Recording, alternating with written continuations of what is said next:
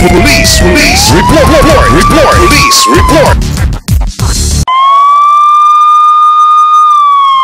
Ang police report hatod kaninyo ni board member Nemesio Imi Lahi-Lahi, board member 2nd District Misamis Occidental, chairman sa Committee on Peace and Order sa Sangguniang Panlalawigan. Police report. Police report.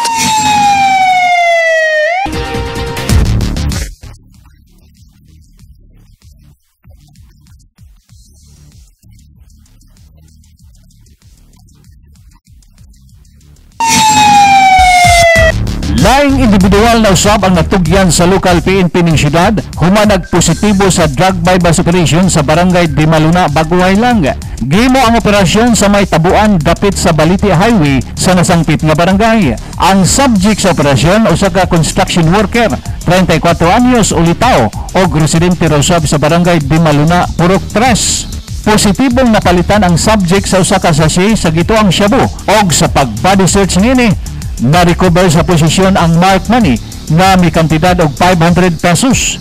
Nakuha usab sa posisyon sa suspect ang laing unom ka sachet sa gituang shabu nga naka-heat sealed plastic cellophane. Kini gisaksihan sa mga barangay opisyal sa maong barangay og mga sakop sa local media. Ang maong suspect anana sa kustudiya sa local PNP og giandam na ang mga dokumento alang sa ipahamtang nga kaso sa paglapas sa Republic Act 9165 o Comprehensive Dangerous Drugs Act of 2002. Alang sa police report, Johnny Tommy reporting it.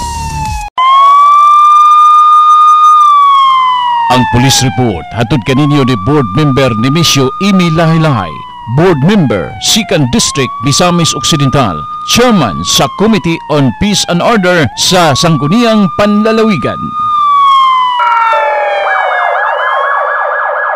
1 TV Patrol.